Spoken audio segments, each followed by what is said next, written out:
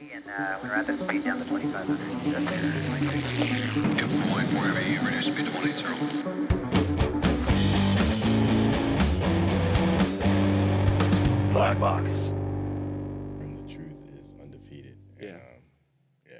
That's a great quote. The truth is undefeated. Not So, my quote, but Billy, we're rolling now, we're rolling. and so I'm not sure what of this little snippets here that Jordan's going to grab. I just got anxious. That's Like I was good up until you said. until we're rolling. We're rolling. now. Okay. And by the way, we're going to tell everybody about Billy's cool hat. My hat. You Cowboy know what I hat. thought of? Sitting here, right? Because obviously it doesn't feel it.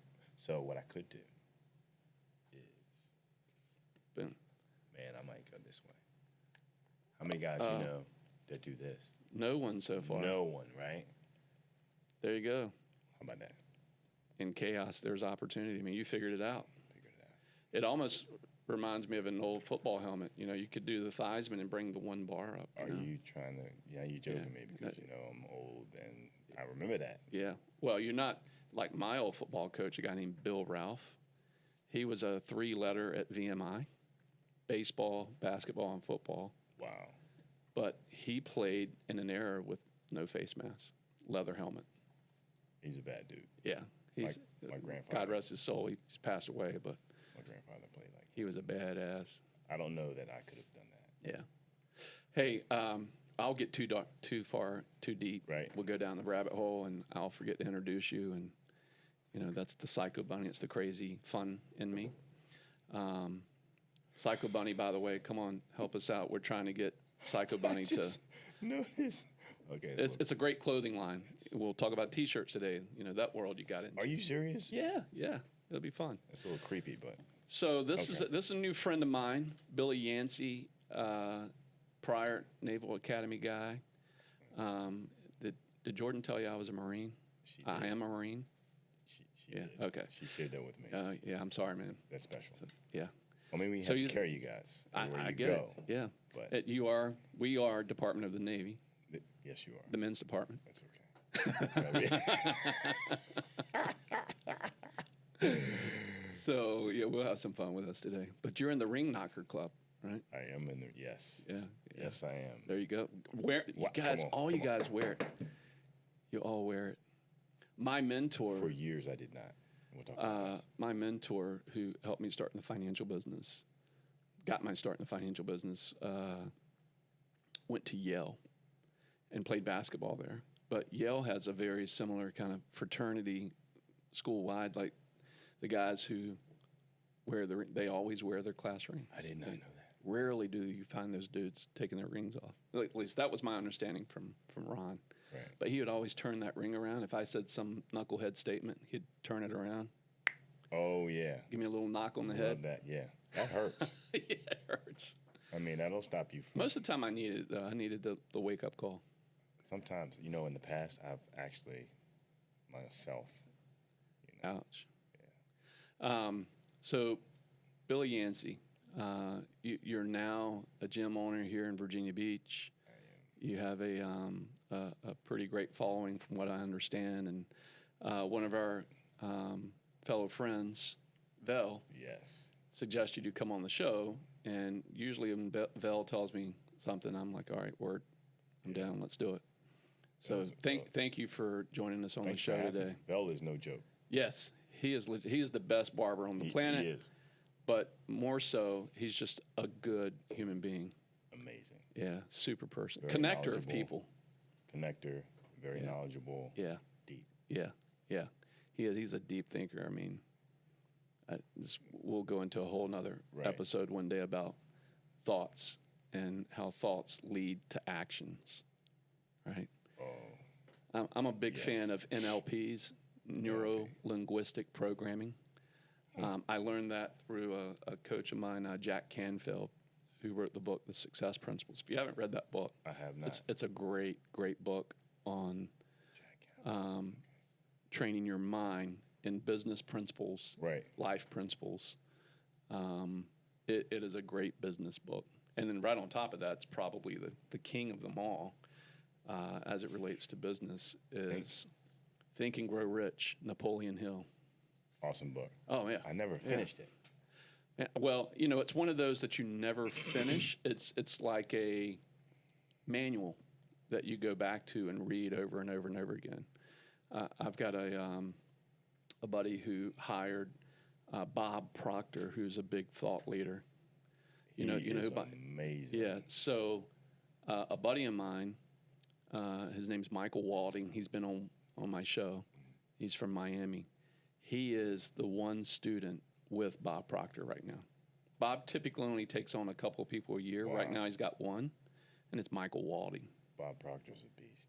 And so what he talks about is every day he reads, I think, 10 pages of Think and Grow Rich, and has been doing that for 40 years. Wow. Every day, just 10 more pages again, just renewing his mind with the thoughts that Napoleon came up with all of the thought leaders that he interviewed over 100 years ago now. Stuff just doesn't get old. Yeah, this is going to be more helpful.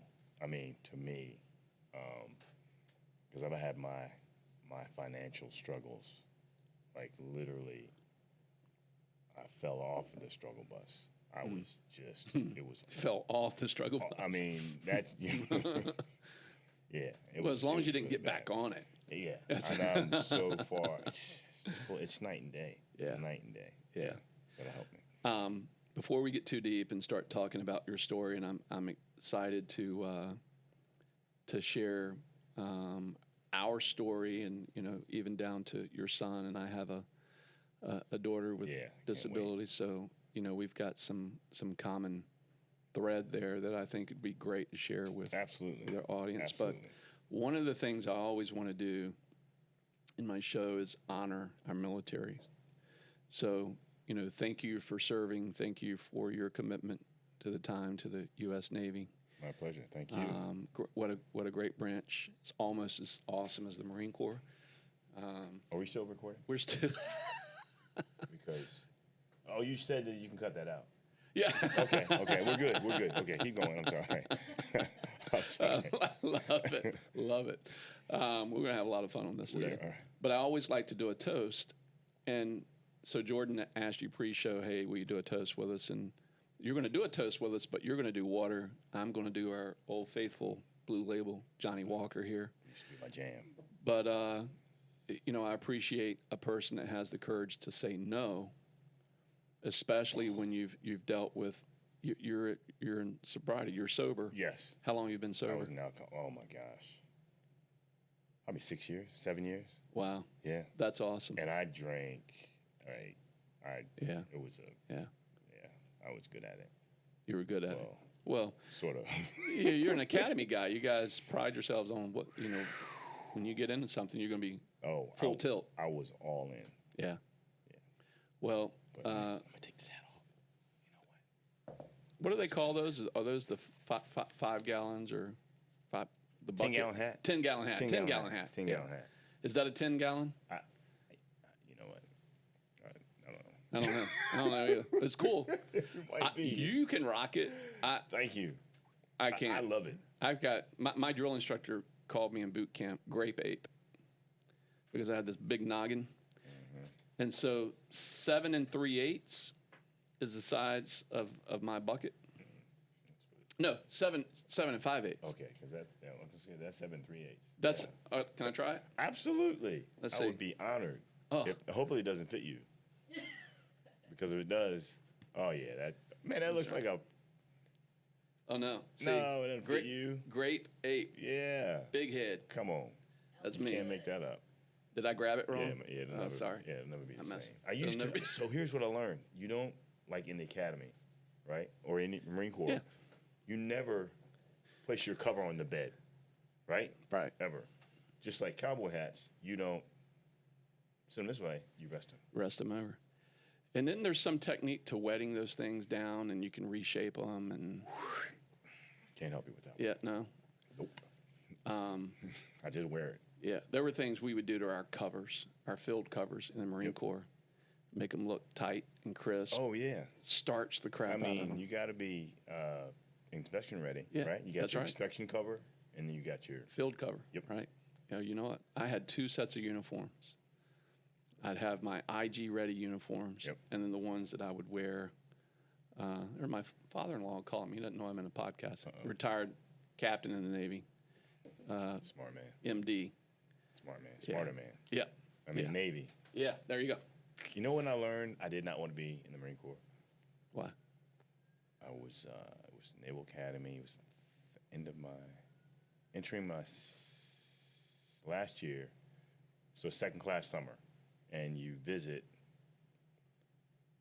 the 4 branches. So Navy, Marine Corps, Submariner flight, and I went to Pensacola, and it was awful. I just did not. I'm like, I do not want to do this. That's and funny. I thought I wanted to be a Marine Yeah. until I actually went, and I was like, yeah, not really my thing. Yeah. And I realized when I got on the submarine, I was the last man on. I was the first man off. So I did surface warfare. Oh wow. Yeah. You got to have a special mindset to get inside of a tube that's 6 fathoms under the sea. Absolutely. I mean, And even I went to Pensacola. I was like, maybe I'll do the whole pilot thing. I'll fly. Got in the T-34. Got up, cruising around. He says, I'm going to cut the engine. We're going to do free fall. And I said, I'm out. We're not cutting the engine. I'm done. And we had 2-hour flights and one in a helo.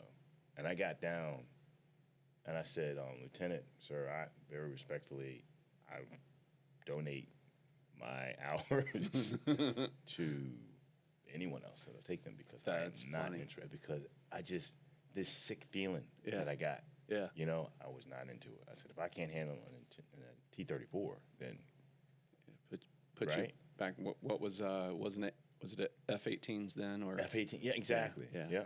F-14, Tomcat, or Right, right. F-18. Yep. Man. Well, let's do a little toast to our brothers and sisters at arms. And there's a little special weekend. We got some buddies in the special warfare community, and there's a pretty solemn time this weekend from Extortion 17, when Special Warfare Group and some Army guys, some Air Force guys went down in a chopper. Yep. In a bad scene there. And so you guys know who you are. For you and your family, salute to you and those families that still press in and carry the sword. And we remember and That's right. salute you all. Keep us Cheers. safe. Cheers.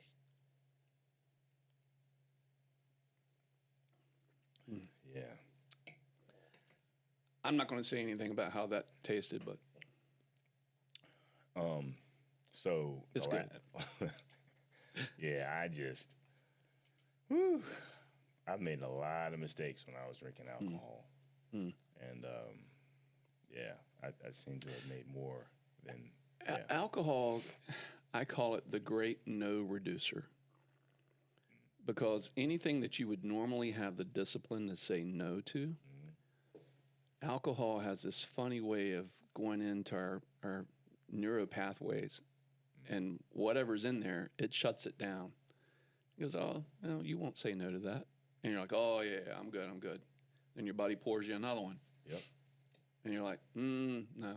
And by it sneaks up on you. Oh, yeah. Next thing you know, you're just like, I swear I said no to this. Yep.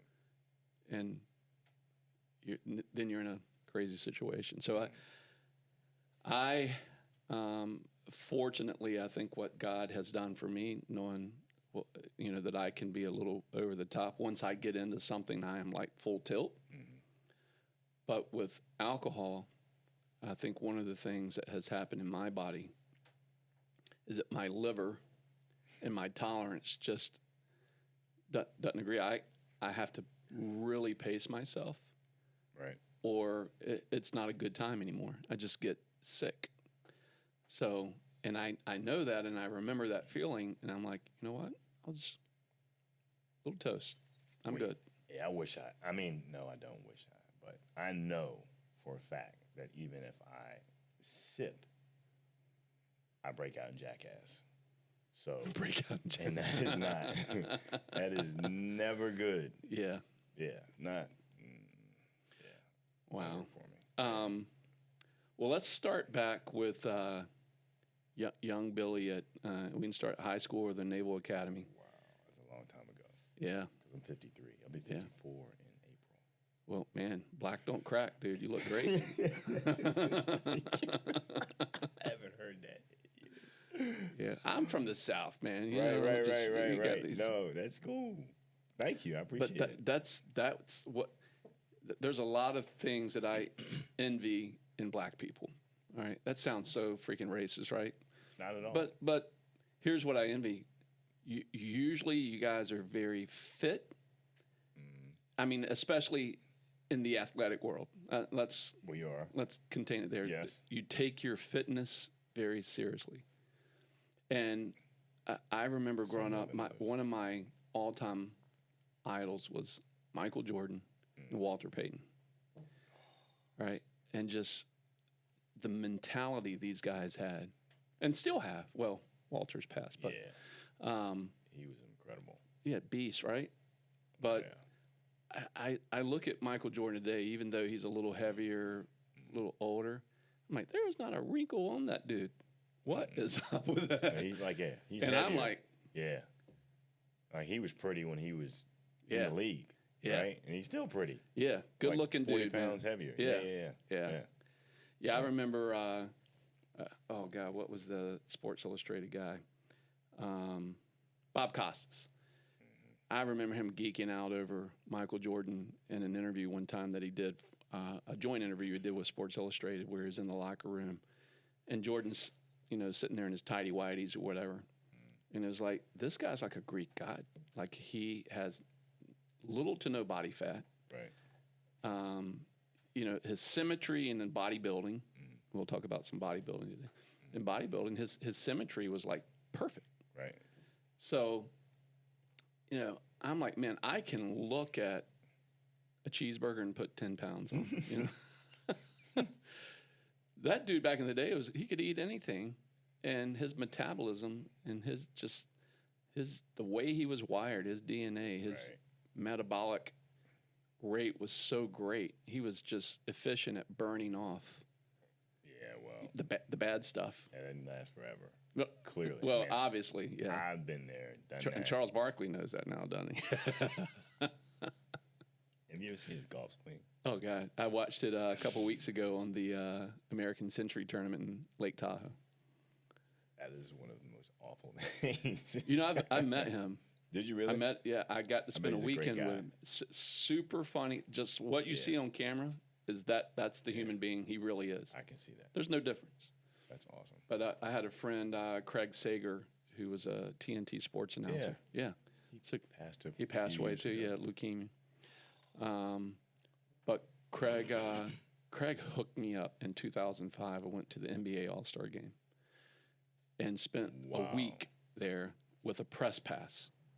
Craig got me a press pass. I hung out with him like I was part of the press. Oh, man. The only catch was, Kenny, don't ask these guys for autographs. They'll rip your press pass away from you. So I didn't. So I hung around with Shaq. With Charles was an analyst at the time. Kenny Smith. Got to meet Michael Jordan, Julius Erving. Yep. James Worthy. And I'm a big Tar Heel fan, so I was geeking out. Oh, that's too bad. Being around these dudes. So I don't know where we were going with that, but didn't catch that. But the point being is that I think I was talking about black people being very fit and not aging. Right. I meet so many guys in your community and your world of prior athletes, prior sailors, Marines, and I've got a sergeant major coming on next week from the Marine Corps, retired guy. Got a great story, great family story. But you look at this dude, man, and he is like, he still make you do 20 push-ups. He walks in the room and he's like, give me 20. And you're like, he still Roger has that, Sergeant presence, Major. right? Yes. Oh, yeah, absolutely. It's awesome. That'll never go away. There was a guy, Gunnery Sergeant Osborne, when I was at NAPS. So before I went to Naval Academy, went to Naval Academy Preparatory School. Okay. NAPS. Yeah. It's called up in Newport, Rhode Island. There's a guy named Gunny Osborne, drill sergeant. It was scary for him just to walk in the room. I mean, he was that guy. Yeah. Like if he walked in right now, like I probably popped up, Yeah. get their attention, right? Feet at a 45. Yeah. That's awesome. Yeah. What do you think brings that type of aura presence in a person? What commands that respect? Is it the community, or is it that person? I think it's, you know what, now that I've been on this earth 53 years, I think it's a combination of both. So initially, I would say Massive confidence, respect for the institution. massive respect, but confidence in yourself, Yeah. pride in yourself, Yeah. and not just in yourself, but in, you know, in the Marine Corps, in the organization, you have to just be prideful in yourself and what you're doing, Yeah. right? And then proud of those around you who you serve with. Yeah. So I think I don't think Yeah. it's one dimensional. Yeah. You know? But isn't it funny how you and I, we grew up in this world of a very disciplined approach to do things. I mean, in Naval Academy, I mean, you got to have discipline and play football while being there. But I wasn't very good at. You weren't good at football, or I weren't was good at the good at discipline? football. I was arrogant. I was cocky. Yeah. My first 2 years, you know, I played on the special teams. I played defensive back, cornerback. I was really fast. And What'd you run the 40 in? 4.4. Oh, yeah. See, I was 4.7. I was looking at your butt all day long. But now, you know what's crazy is 4.7 nowadays. Like back then, 4.4 was like today's 4.6, right? Yeah. But the problem was, and I share this with my athletes, that I train a number of athletes, talent will only get you so far, Right. period. And I thought I was just to cast me out, and nothing could ever take me off of the field. And I eventually got benched because of my attitude. I tried something in practice. It wasn't a good idea. Mhm.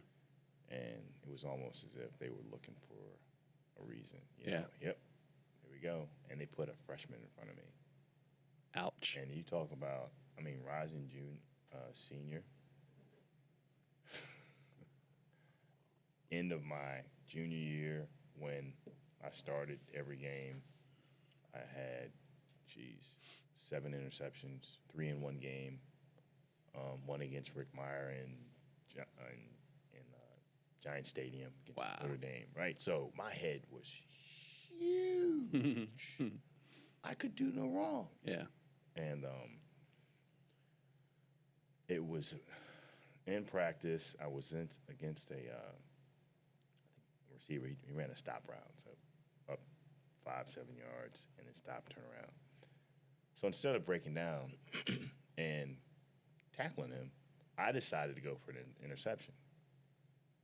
Not a good idea. You know how hard that is? So I went up over, right, and tried to pick the ball. I got my hands on the ball. Yeah. And when I hit the ground, worst thing happened. I dropped it. Yancey, get off the field. And that was it. Done. Yeah. The discipline of just playing the position, playing the player, you went for the glory. I went for Yeah, the glory. you went for it. Yeah. And that was just awful. That was just, yeah, for me, in my head, fractured my confidence. I drank a lot, you know, and I went down this rabbit hole for a long time, you know, that took me years to crawl out of. That rabbit hole. What did it look like after football? What were those rabbit holes that it led you down? Confidence in myself, bitterness. I didn't have that sense of belonging. So what's interesting is, you know, thinking back, is I created it. Yeah. Right? My actions created it. And I wasn't mature enough or smart enough to realize that at the time. Yeah. So it took a while for me to go back to the academy. And so, But you did all four. You graduated from the academy. Yeah. And that morphed in. You know what that morphed into? Me thinking that I was unworthy to go back and be with my teammates. Yeah. So I'm seeing life or that situation one way. They're not seeing it You know, that way at all. people who have watched my podcast, KP's BlackBox, they hear me say this a lot. And it's something that I always have to remind myself of. But even though I'll share it with you and I'll share it with the audience again today, our beliefs, the beliefs of whatever we have, whether it be in our faith, our marriage, our money, we all have these beliefs that we've accumulated over our lifetime. Absolutely. Those beliefs that we have accumulated turn into our behaviors. So beliefs drive these behaviors, and then those behaviors end up driving the relationships. Oh, my gosh. Right? Oh, yeah. Now, the relationships end up either going great, going bad, going south, going left, going right. Those relationships ultimately give us our results. And that's what we're all looking for in life, is the best results that we can get. But sometimes we self-sabotage those great results by how we believe. And so what we have to do is go back sometimes, in my mind's eye, it's not necessarily the belief, it's the action or the behavior. And so if we go, if I got this belief, that's probably going to drive me to this. So that's why I have mad respect for a guy. You know, I'm sure as, you know, someone that's dealt with, you know, the spirits over here, for you to say no, I have like mad respect, because the spirit, you know, the dog inside is saying, Come on. Billy, it's only one. Yeah. It's a toast. Right. And we're toasting our brothers and sisters in arms. Nope. And so I have to be careful with that to not make you fall. And so that's scriptural, right? That's biblical. Yeah. And I follow those beliefs. As do I. And 100%. you know, that's why I'd say, you know, what can be sin for one brother may not be sin for another. But because when you, I think that's like another crown in heaven for you. When you say no to something that the dog inside wants to go, yes, God goes, golf clap, right? Yeah, absolutely. He's like, good job, son. It's not about what you do. A lot of times, you know, what in the fitness world. Yeah. You know, what do you eat? What do you eat? It's not about what you eat. It's about what you don't eat. It was about the things that you know, that you stay away from. For me, it's alcohol. Yeah. A few days ago, I had one of my brothers. It was a situation where this group of guys hanging out, talking. Guy walks in. He has these pastries. I eat a certain way. They do not, and that's fine. They cut up the pastries. They start handing them out. Guy comes up to me. You're going to eat this. No, I'm not. Yeah. Well, do you know who made this and so-and-so? And he kept saying this lady's name. I was like, who is that? He's like, well, it's my wife. I said, well, I'll talk to your wife. No problem. I'm not eating that. Right? Yeah. So peer pressure, that's probably something that I would have fallen into, you know, years ago, but not today. Like my son said, not today, baby. It's not going to happen. And people do it all the time. Yeah. Right? I don't want to. It's interesting. I'm glad you said that. Moreover, because it's so interesting how people, you know, we want to be a part of something, right? Yeah. And it can be uncomfortable for someone to stand on their own, be different, and not be like everybody else. Mm-hmm. You know? Yeah. So every now and then you'll get some person who stands up inside themselves for themselves, right? And I forgot. I heard that. I don't know. I'm quoting someone. Yeah. Um, Or it reminds me back of a general in the Marine Corps. His name was General Pace. And I remember we were in Guantanamo Bay, Cuba, on the back of a I think a C-140, and we were offloading and getting ready to go over to Port-au-Prince and do some things in Haiti.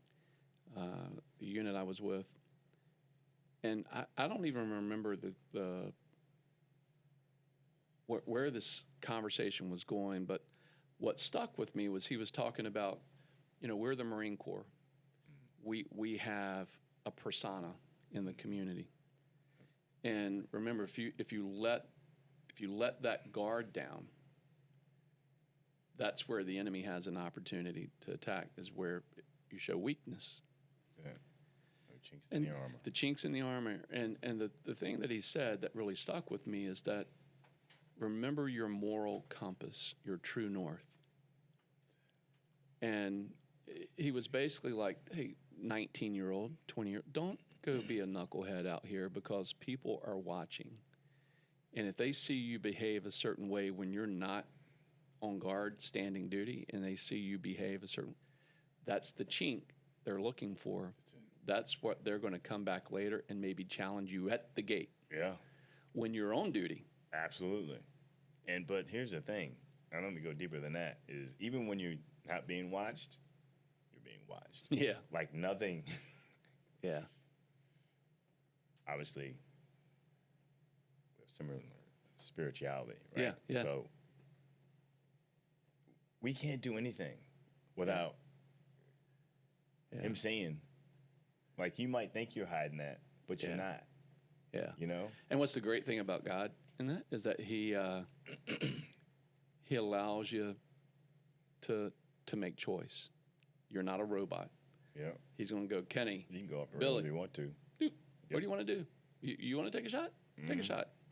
Go ahead, bud. That's your behavior. Now here's the relationship with that, that vice, whatever it may be. Yeah.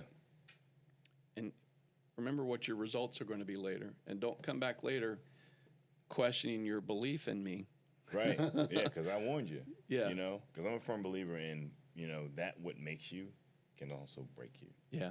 Right? So I might, alcohol, oh yeah, Rodney, blah, blah, be able to talk and this, that, and whatever. Right? But on the flip side of that is, So let me ask you though. So you're in fitness now, and I mean, one of the things that I struggle with currently, I won't give it power and say that it beats me every day, but it beats me a lot in the battle. There's still the war to be won. Always.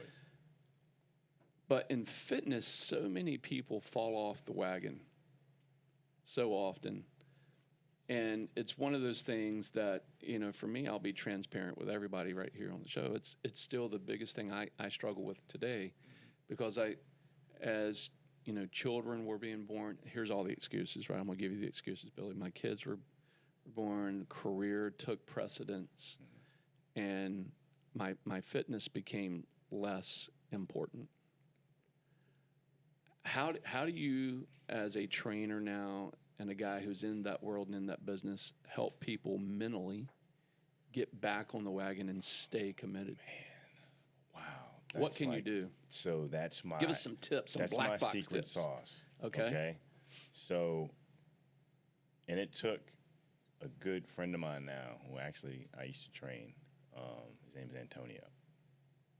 Amazing person, dad, coach, ex-football player. Anyway, when I train people, I train them from the inside out.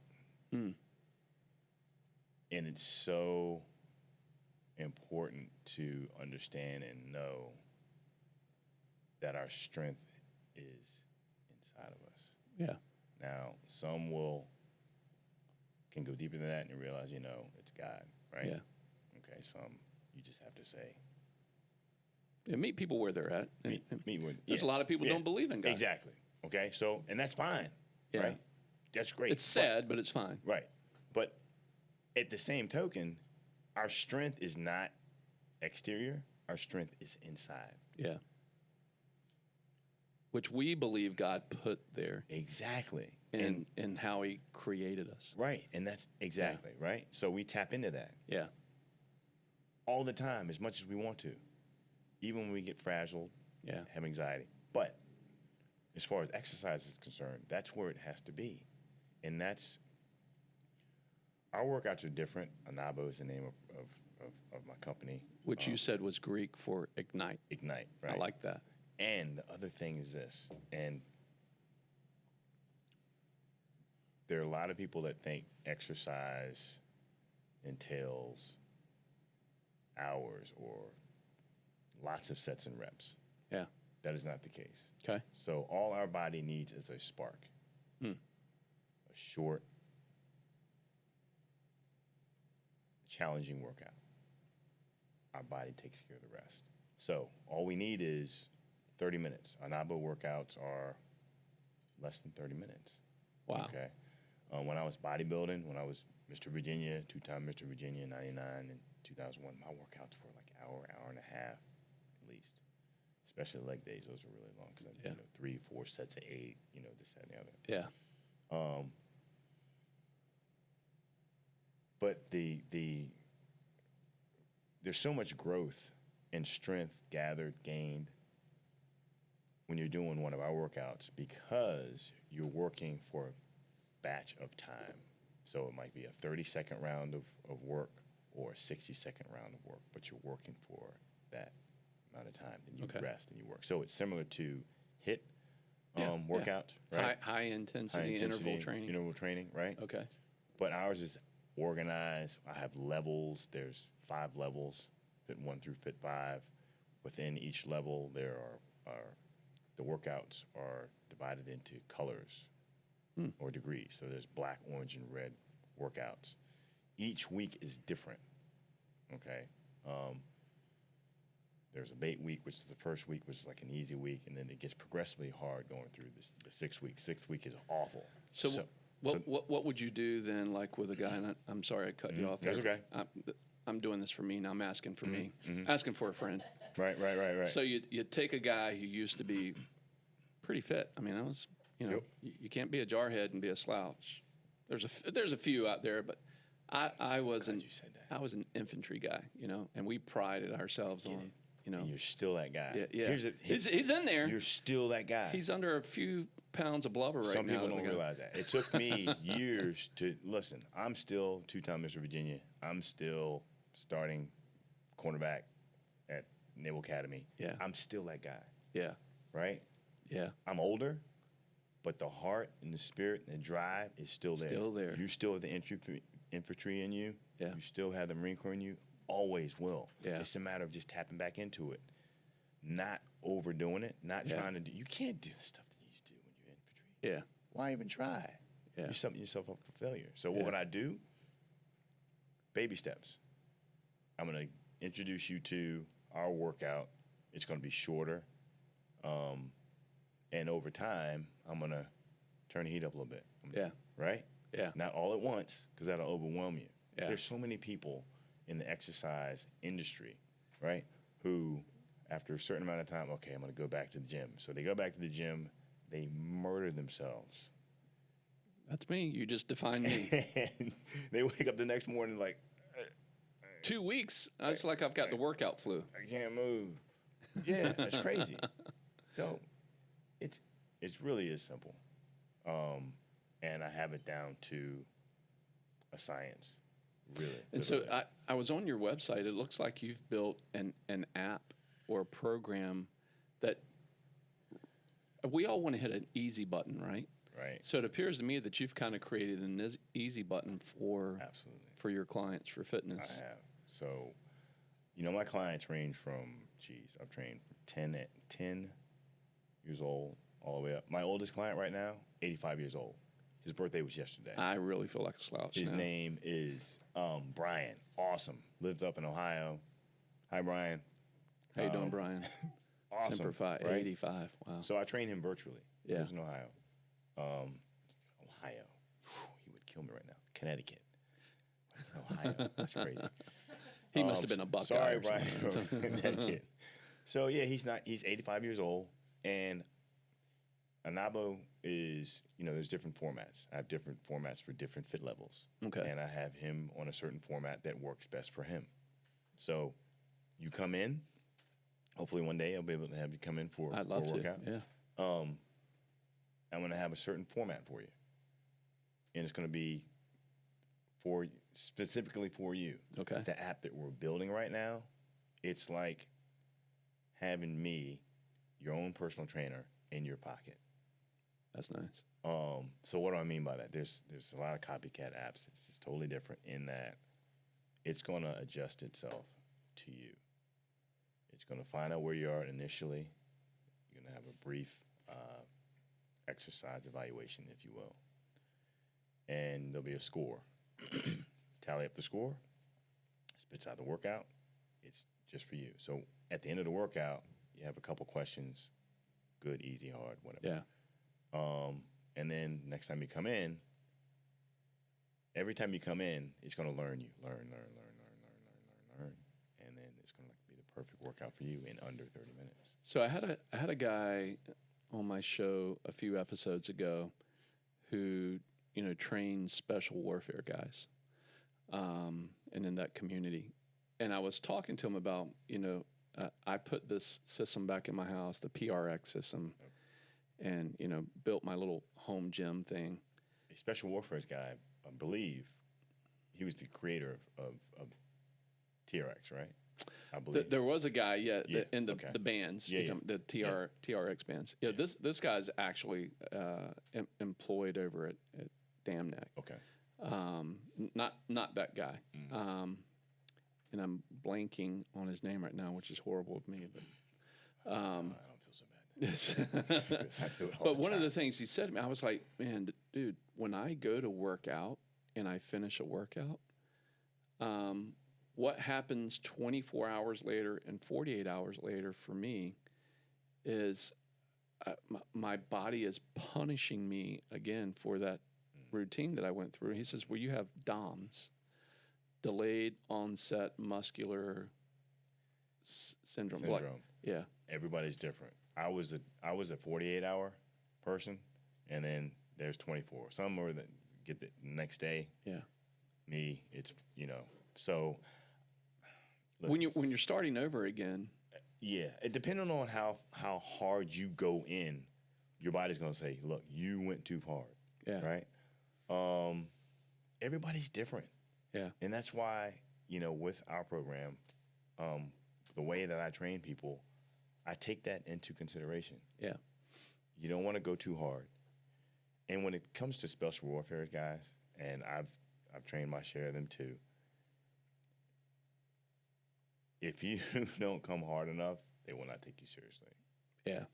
So I've trained a couple, where their bodies are already dialed into that, and they have this amazing mind. They're just different. Yeah. Yeah. Or if you go too hard over, and this even with my athletes, if I go way over the top, they won't come back. If I don't give them enough, that's not enough. Yeah. Just right, they'll keep coming back and eating. So, you've got this system now that you've created. Where did that enlightenment come from when you were like, wow. It's crazy because on the Facebook yesterday, there was a 12-year, I think 12 or 13 years ago is when I created Navo. Yeah. So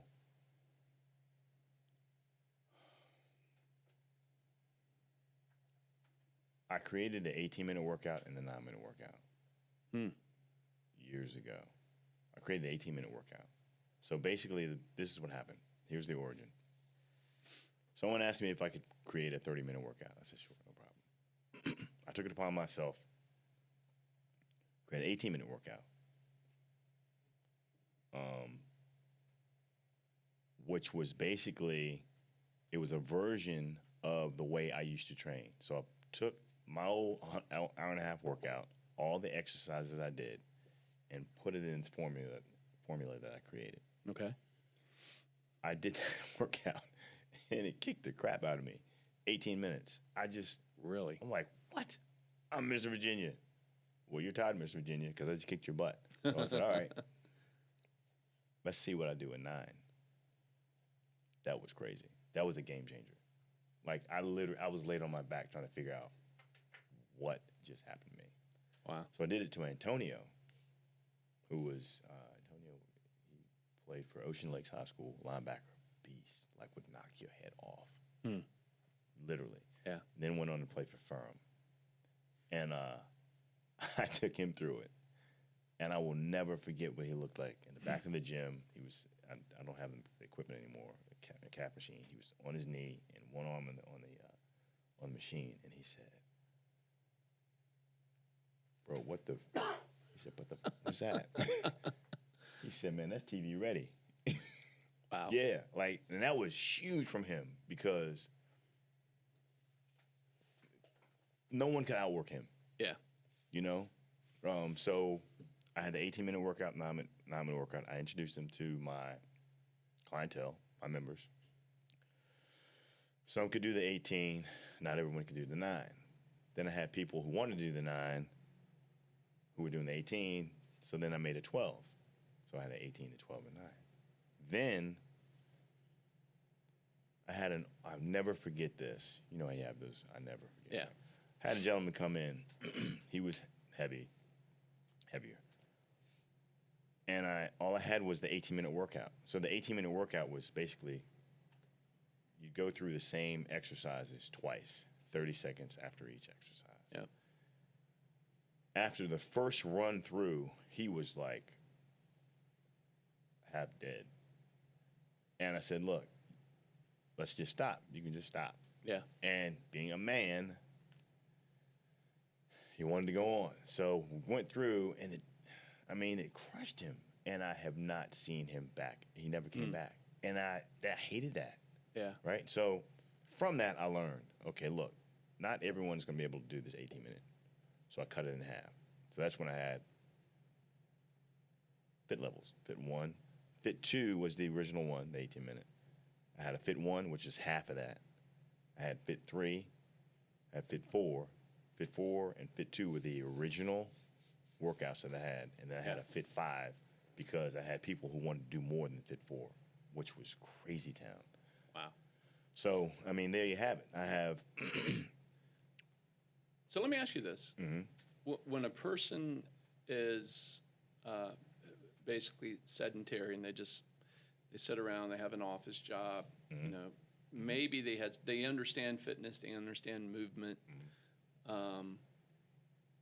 When they come into your facility and you bring them back in, do you do like some fitness assessment first to kind of see where they're at? Well, first of all, we talk. Okay. We got to have a conversation. What have you done? What are you doing now? What's going on physically, mentally? Yeah. What's going on, Yeah. right? When's the last time you worked out? And we'll go through a workout. And so when you ask someone, when's the last time you worked out, what would you define as a workout? Everyone's Picking heavy stuff up? Everyone's different. So a workout is actively doing a workout routine, either at home, going for a walk, going to a gym, going to a facility, like setting aside time. Is it something that you define by a person raising their heart rate from their baseline? Would that would be considered like an aerobic, I guess? Yep. So that what a person does dictates, obviously, how high did you walk up Mount Trashmore? Right. Did you go up and down your steps in your house? That's exercise. Yeah. Right? Yeah. Everybody's different. And that's why our program, what I've designed, is based on so many different people that I've interacted with. Yeah. Because I've had so many different people come in with all this stuff. Well, how do I accommodate? Okay, well, this is what happens. Well, my left arm is hurting. Well, we'll just do the right side. Well, left side. Well, there's this thing called cross education that says that if you work your right arm, even when your left arm is hurting, that the left limb will receive the benefit of the right side. And I didn't know that until I tore my tricep when I was working out, but never missed a beat. Right? So, yeah, that's a thing. It's called cross education. Wow. One side of your body is gonna receive the benefit of of exercising The human body's amazing, isn't it? amazing, amazing. That that reminds me. I want to take you into I think it's a good segue. Talking about the human body is that Great word. one of the things that Jordan shared with me that we have in common is, we have a child. I have 5 children, but my youngest baby, who's 20 now, was born with a birth defect.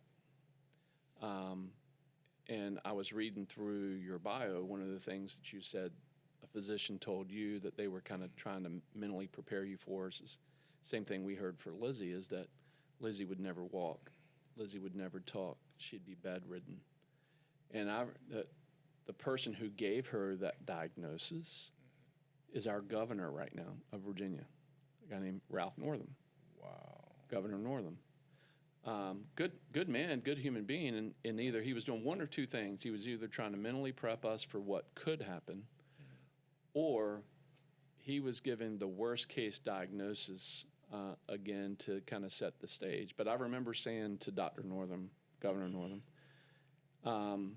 I do not receive that, nor do I believe that that is what God has intended for Lizzie. And I know a lot of families out there who've, dealt with disabilities and, everything from autism to Downs.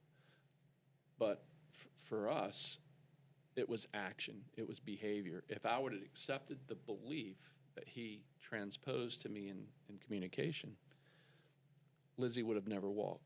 Lizzie would have never talked. She'd have been bedridden, because if I take that diagnosis and go, yeah, okay, then why try? But a few weeks later, Billy, what I saw, I'll never forget it, was there was a professor at University of Michigan talking about TBIs, or traumatic brain injuries. And he said, if a person has a traumatic brain injury, one of the best things we have found in science is let's get them up and moving as quickly as possible, even if it's mechanical, like assisted. He said, because there's something in the brain and the neural pathways that movement creates action, creates new pathways. Right. So at the time, Lizzie was, I think maybe 2 years old. She couldn't walk, right? She hadn't walked yet. And I'd straddle a treadmill, and I'd set her down on this treadmill, and her little legs would just flop behind her, nothing. And then one day she takes a step. I'm like, Kathleen, Lizzie just took a step. It's crazy, right? So, it's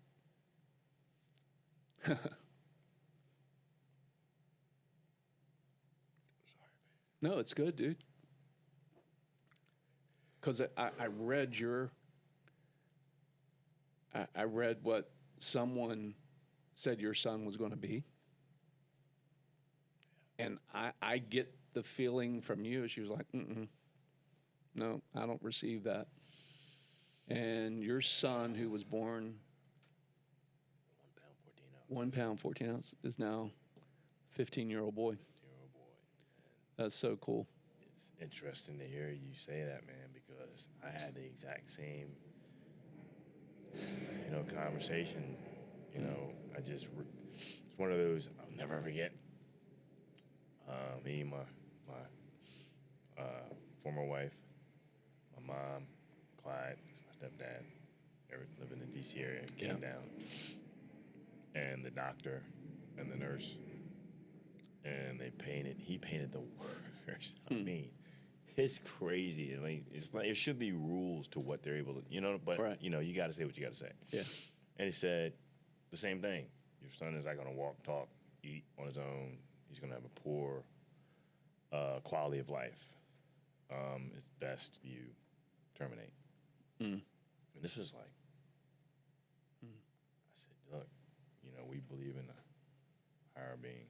Because he said 65% of these cases have worst case scenarios. And I said, well, we believe in the 35%. Yeah, you're saying there's a chance. Yeah, we believe in a higher being. And Yeah. if he's in there fighting, we're out here praying, fighting for him. Yeah, And, that's awesome. you know, so I ended up having a conversation with the doctor a couple days later. His mom Lisa kept saying, you know, it's my fault.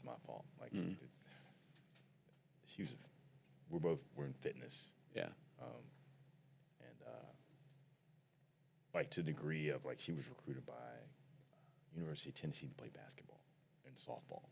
So that's the kind of person, right? So it's like, look, so I'm talking to the doctor. I said, look, she's really having a problem with this. He says,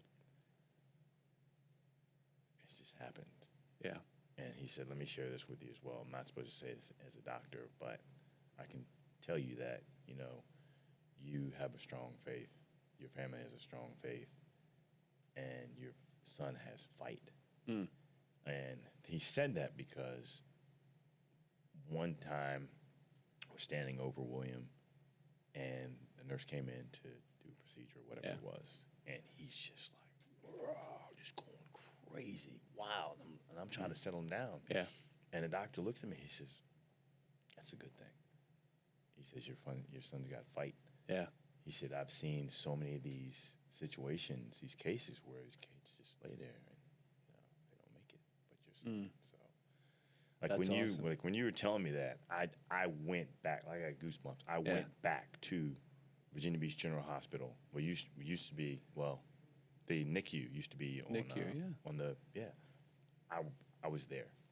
I was with you. So to hear you say that, yeah, that's awesome. I mean, that's no, I got it, man. I mean, and I can't tell you how many times Kathleen and I, you know, cried, second guessed, because Lizzie today is 20, and you know, she's missing a part of her brain called the corpus callosum, and people think we're crazy when we say, well, we have this massive belief that God will someday grow that for her.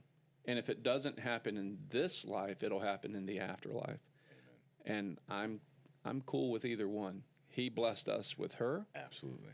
And blessed us with 4 other great children that we are just absolutely. You know, they're right there on the wall. Oh wow. There's Lizzie over there with the American flag bandana around her head. With her sister-in-law, Babe, Sarah. Yeah. But you know, those are all gifts. Absolutely. And William's the same way. Yeah. You know, he had a 4-degree brain bleed in the right side and a 3-degree in his left side. So basically, like, he's a lefty. He's a beast. He can shoot, throw. He'll knock your head off, like in the lab.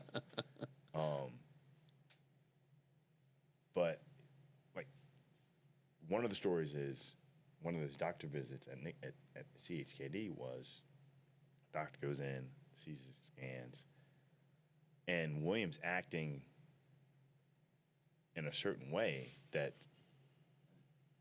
it's not consistent with what he's seeing on this. He's like, are these the right pictures? Yeah. Because there's no brain matter, none on the left side, right? And there's a little bit on the left.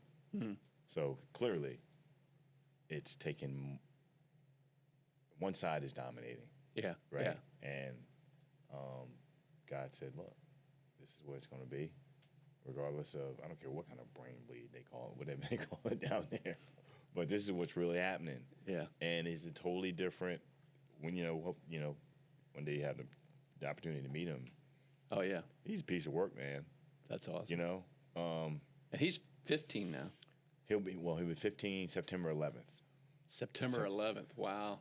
Which is, look, I don't believe in coincidences. Yeah. My buddy, my best friend growing up, Cliff Patterson, God bless his soul,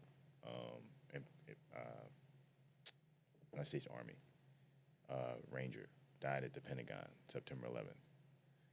And my son was born on September 11th, you know. And I've always believed there was some, I don't know, man, some connection. I don't know exactly what, but my best friend died on September 11th at the Pentagon, and then my son was born, and unexpectedly, like he was a 26 weeker, Jeez. so he came out. They shouldn't make it. They shouldn't make it.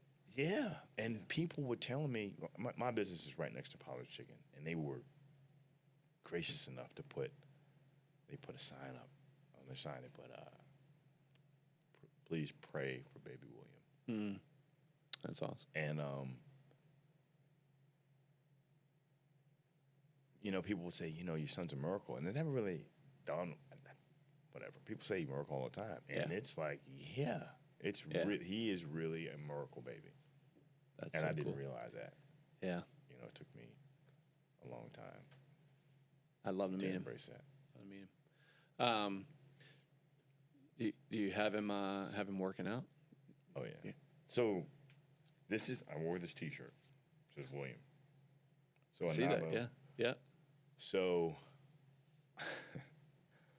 along with the app, along with and some other stuff that I'm creating,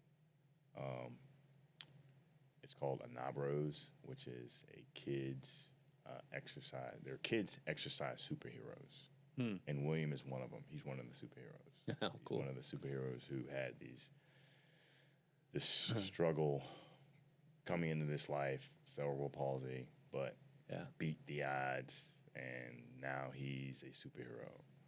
So there's 5 superheroes. There's William. There's Jake. There's a couple more. There's Mr. Payne, and then you want to see him? Yes. I brought- Love to see him. I brought a couple of the T-shirts with me.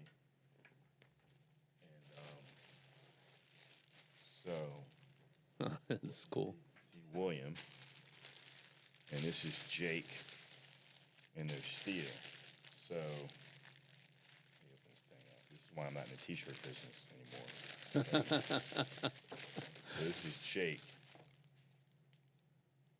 So Jake is That's awesome. all right. So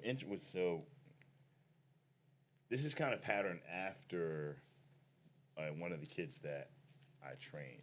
Okay. His name is Jake. Yeah. I have a Jacob, by the way. You have Jacob? Yeah, we call him Jake. Yeah. Can't make this stuff up, brother. Right? So, Jake, I love telling this story. I've told this numerous times. So, anyway, Jake at 14, his best friend,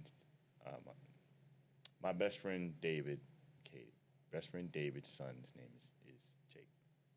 Jake played football, 14 years old. He was like one of the bigger kids, not really aggressive, really wanted to play football.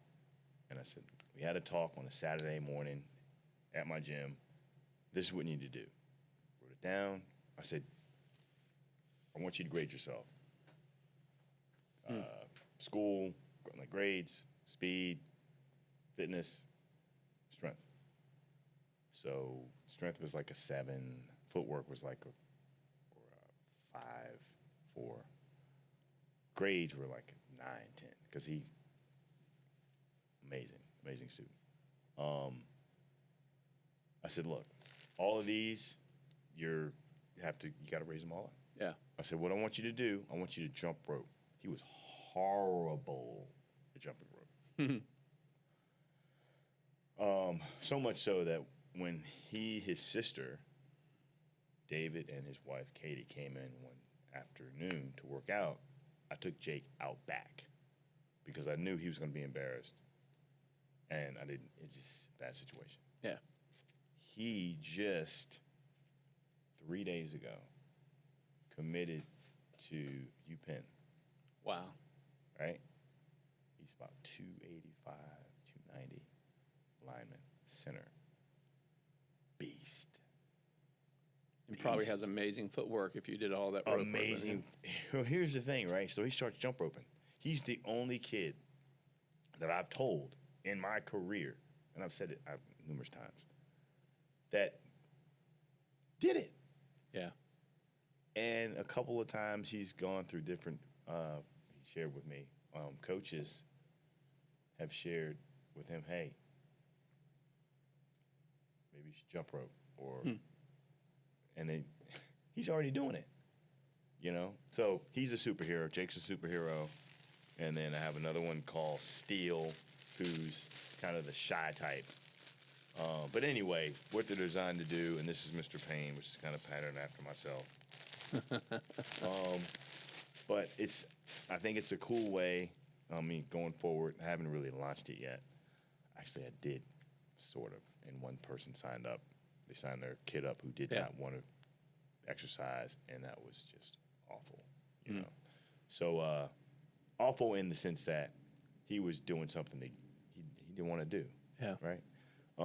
So anyway, Anabros is a exercise superheroes to influence and help kids exercise and get healthier.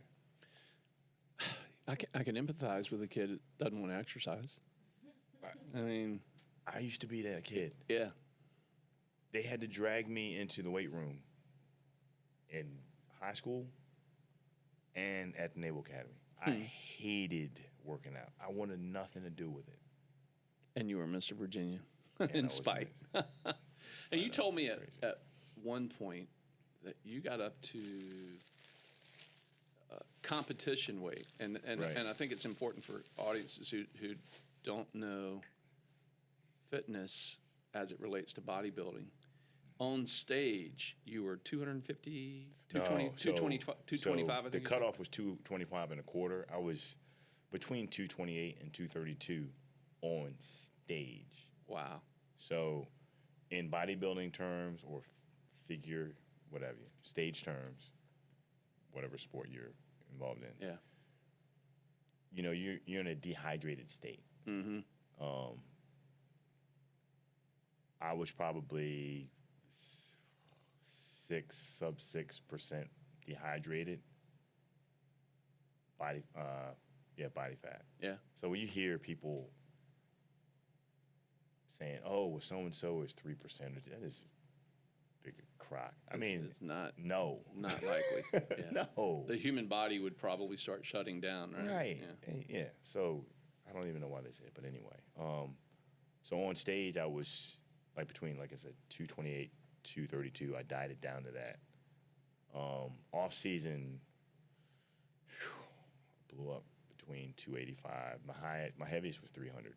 Couldn't. And I look at your frame today. You're probably what, 210 now? What are you? Oh man, I'm one. That's probably the best. Probably 185. I'm a little guy. Yeah, yeah. How have you had that fluctuation in weight? I don't know if you had. Bam. Good Lord. Dude, Yep. that dude ate three of you. Let me see if we can. That crazy. Jordan, I'm going to turn this around. So those of you that don't believe this 185-pound man was 300 pounds, Yep. That was look me. in that top right. I think it's the top right. Top left. Top left. Top left. Yeah. Top left. I'm looking Yep. at it backwards. There, so. Yep. That was my Harley. I was a Harley guy. That was me on stage at like 228, 230, or whatever it was. And then that was me playing Navy, playing cornerback. Dude, you're hard as freaking nails there. Did you ever get to the point where you would have striation? You know, Oh yeah. you got the definition, but the Oh. striation is when you can see the fiber yeah. in the muscle going across like that. Yep. So. Yeah. That's impressive, man. Yeah. Thank you. And here's I have to periodically go back and kind of revisit these places because, I've battled with my own confidence issues. And Like, see, that okay, just Mr. blows my Virginia. mind to hear Yeah. a guy at your level say you battle with confidence. And Isn't that crazy?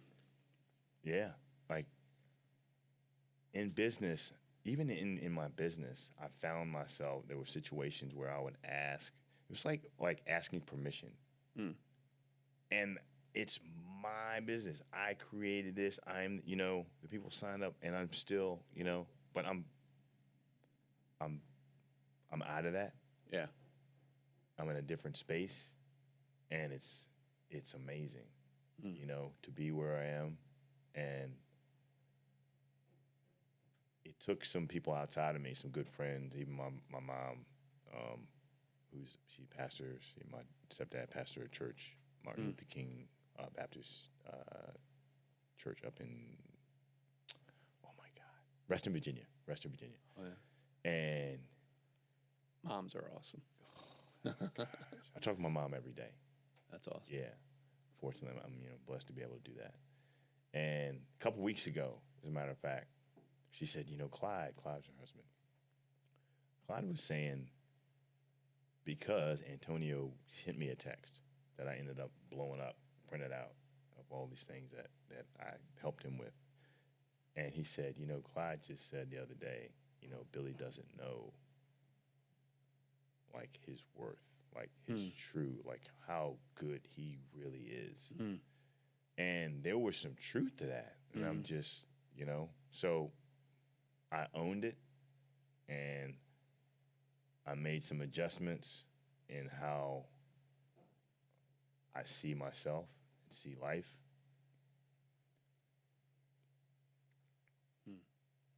And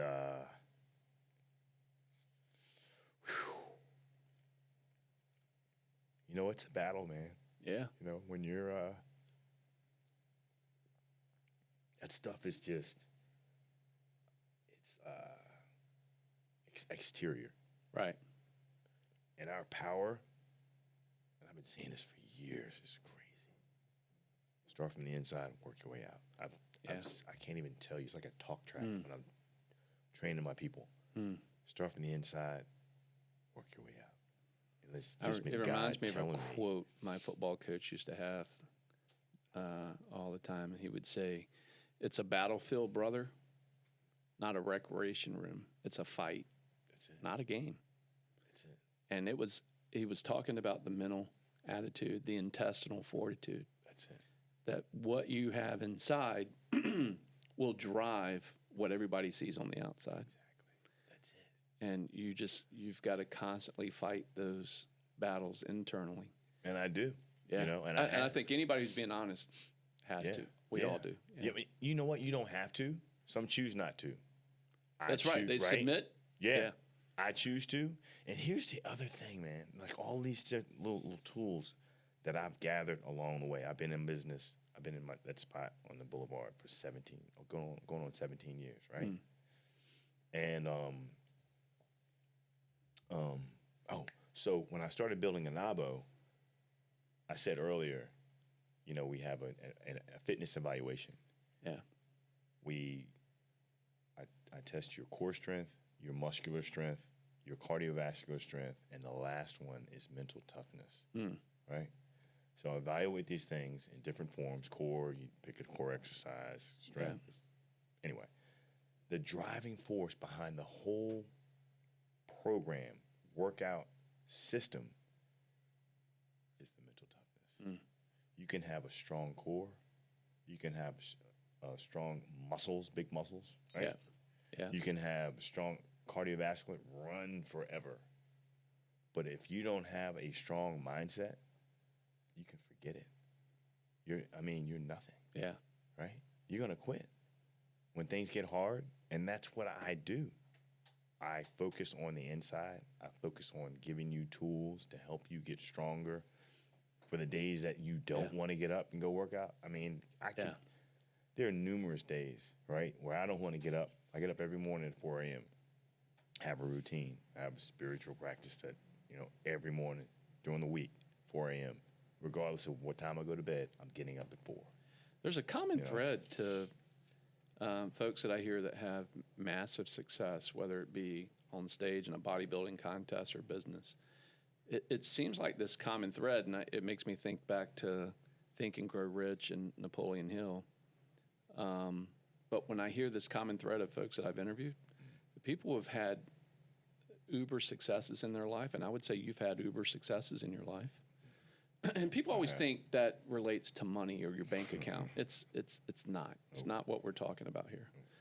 But there's some correlation, it seems to me, of early risers. A 4 a.m. guy. Oh, my gosh. I'm a 6 a.m.er. Right. That's still early. Yeah. Comparatively speaking, That's early. Yeah. 6? Yeah. I had Before someone. that stuck with you. It has to go back like Naval Academy days. So at Naval Academy, we got up at 5. Well, yeah, probably 5 Lights weren't on at 4:30. for boot camp. Okay. For Okay. for that. But after you got out of. But after that, crazy like Pleep Summer. Yeah. Yeah. Crazy. I don't want to go back to that. But yeah, like most of the world gets up, 7, 8 o'clock. And I get up at 4. I love 4 because it's dark. Yeah. I'm by myself. I get a lot done. I get up.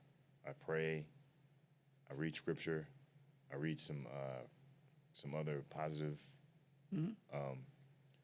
I meditate. I call it pregame. If I don't do that, I got to be ready for the world. Yeah. Yeah.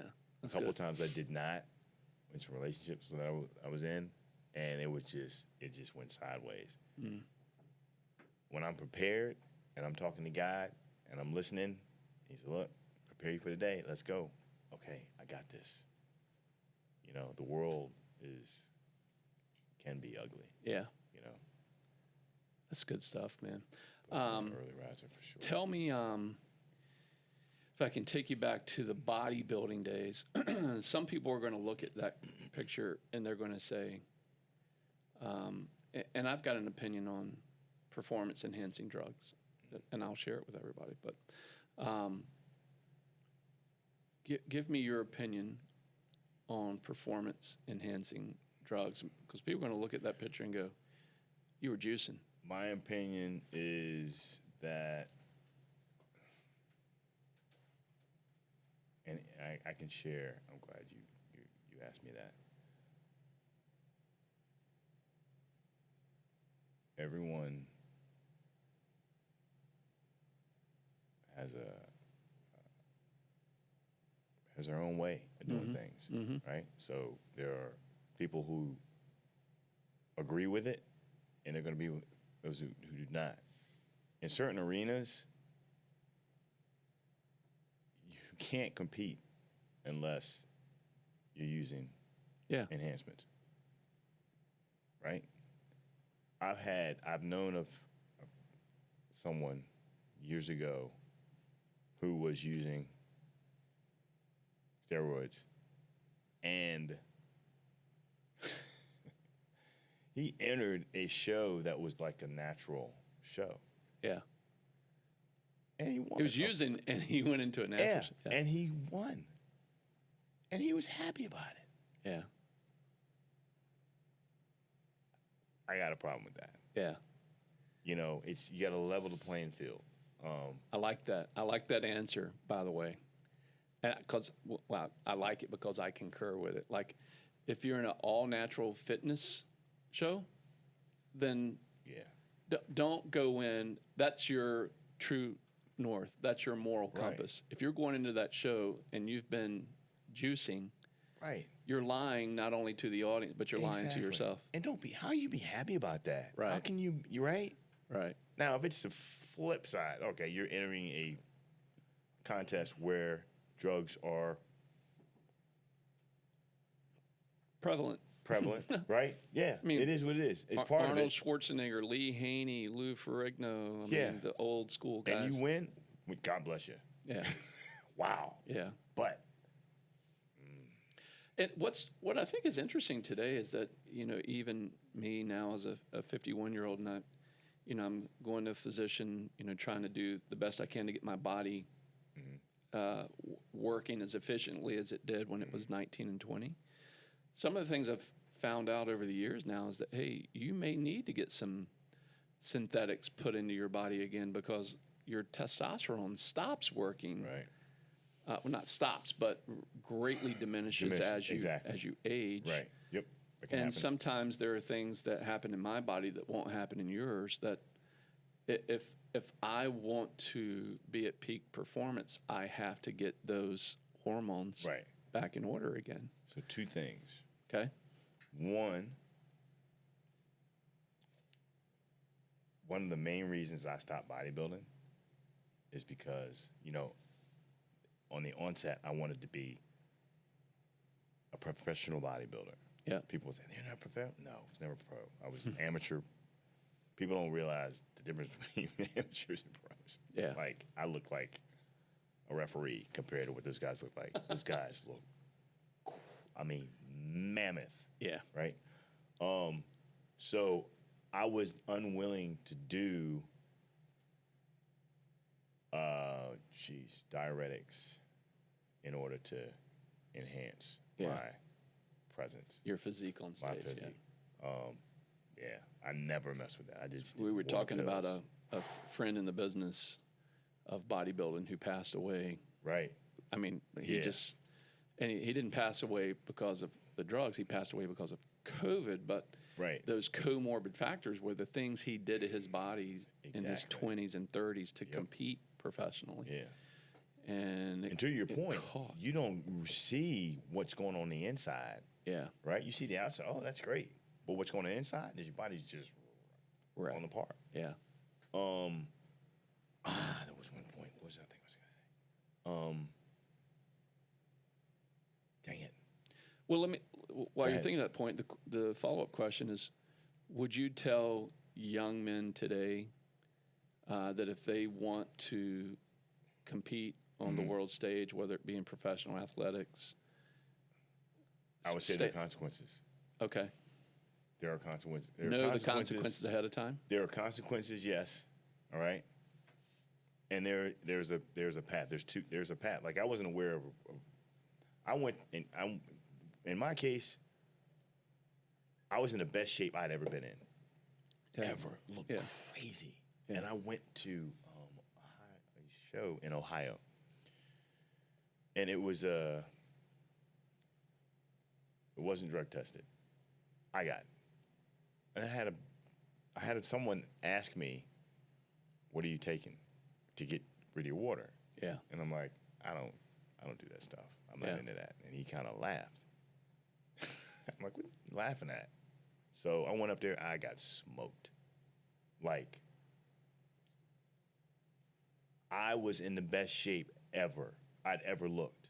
And I got my ass handed to me. You are hard as nails. You were ripped when you looked in the Ripped. mirror, but These guys, I cried after that. I cried. I was 26 years old, 27. Got smoked. Guess who I called when I got back? Him. He's like, "Bro, I tried to tell you. It's a totally different world. Yeah. It really is." But so, your question, there are consequences. And there's another way. I wasn't aware of that. I only had one person, a couple of people Yeah. that, you're a product of who's around Your you. environment. Your Those environment. 5 people around you. Yeah. That's it. Yeah. Now, that didn't make him a bad guy. This is what he knew. And I was grateful because, it helped me be a bigger person and win and just that and the other. Yeah. But, at the same time. What I'd like to do is, maybe have another hour or so with you one day, and we'll come back and we'll do this again, because we could keep going and going and going. And I'd love to ask you and interview you more, but I appreciate if that. we Thank go you. if we go 3 hours, 4 hours, we're already over an hour. We'll lose man. people big time, and I know I can feel Jordan's eyes through the screen every Quinn. All right, you guys Like, gotta wrap this up. But man, I love talking to you, and I love learning from you. And I think there's more that we can. We didn't even get to half of it today, and we man. peel this onion back. We wanted to talk about the money part. Yeah. Like, Well, there's the money piece. There's 2 things in life that is common in my practice that I share with people. So there's 2 things in life that are important in the natural, right? The supernatural obviously takes precedence, but in the natural, 2 things. Show me anybody that can live a day without money and oxygen, right? whoa. Got to have the oxygen. And if you got the oxygen, great. Well, now you're on this earth. We need that currency. We need that money of whatever, that in the future that might be cryptocurrency. But got to have those two things to survive in this world. And what you bring to the community provides the ongoing opportunity of money and oxygen. And, you know, with what you're doing with Anobo and then Anobros, Anabros. Say it again. It again. People hate when I do. He got him, right? I got him. They hate it. What? Anabo. Anabo. And Anabros. Yeah. And I totally gooned that. Sorry. People say Anabo, and it drives me out of my skull. So I'm going to speak in English, not the Greek. Ignite. Right. You ignite your clients to be a better version of themselves. Yes. If you want to check out Billy and what he's doing and the crusade that he's on, go to anabofit.com. Yes. And I brought you some stuff. And check him out. Yeah. And you've survived. I got something for you today too. This is like Christmas we're giving out. So we give everybody who makes it through our program, we give them a black box. And you survived today. So you can go tell people you survived. I did. Thank you so much for having me. This has been awesome. Yeah. And Thank you so much. You're welcome. Appreciate Thank you. God bless you. God bless you. We're going to talk again soon, but what do you got here, man? This is some stuff that So Anabo, there's a progression. Okay. All right, 6-week progression. Jordan, is that in focus? Hold it. Yep, there you go. And we're going to put this up on our thank site you. too, I so people appreciate can that. see it. So you got something here for me, So the workouts are. and this is for listeners today too. Oh yeah, absolutely. Okay. Yeah. So Anabo is a program. It's a 6-week progression. Each week is different. It gets progressively more challenging as the weeks go on. Okay. Because the last thing you want to do, when you're exercising is, and I did it in bodybuilding, it's just one of the things you do, is beat on your body heavily every time you go in. You need a rest. Right. Each week is different. Right. So a bait week in here is like the lightest week, and each week is progressively more challenging. Turning up It's the heat. effective. Yeah, we turn up the heat a little bit. So and a bait, next level, attack 1 and 2, a back off period, a back off period, and an overload and period. an overload, and then we start it back over. And I found that it's very effective, especially, regarding stick-to-itiveness. Yeah. Less injuries, less downtime. I see something very cool on here, man. You give 10% off to For our military. military. Oh, yeah, absolutely. Awesome. Yeah. Dude, you're a super person, Thank you. and I can't appreciate wait that. to spend some more time Yeah, peeling back the onion, and we'll do another episode with you. absolutely. Maybe we'll even come over to the gym and bring the Yeah. cameras. Oh, man. I would love that. That'd Yeah. be cool. We could do an episode there. Yeah, that'd be great. And show people what you're I doing. think you like it. It's cool. It's not, people Yeah. walk in and like, what the? Maybe gym? you can put me through a session, Let's do it. and I'll embarrass myself in I front got of a the world. trash can. I mean, yeah, I'm sorry. Whoops. He's like, oh God, Whoop. I get to thrash a Marine. I used to, stupid. I'm not that person anymore. We'll Not save anymore, it for them. We'll see what happens. For the Marines.